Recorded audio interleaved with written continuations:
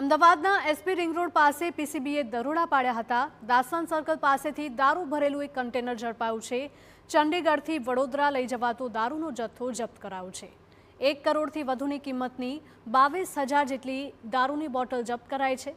દારૂ કન્ટેનર સહિત 1 કરોડ 34 લાખથી વધુનો મુદ્દામાલ કબજે કરાયો છે। તો પીસીબીએ રાજસ્થાનના ટ્રક ડ્રાઈવરની ધરપકડ કરી છે।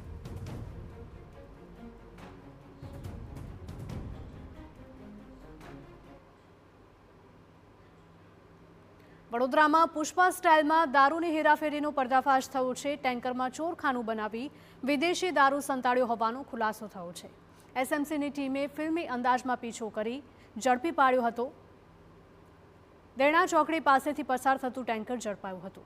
હરણી પોલીસે રાજસ્થાનથી ટેન્કર ચાલકની ધરપકડ કરી। પોલીસે 64,65,000નો દારૂ કબજે કર્યો છે। પોલીસે દારૂ સહિત 89,87,000નો મુદ્દામાલ કબજે કર્યો।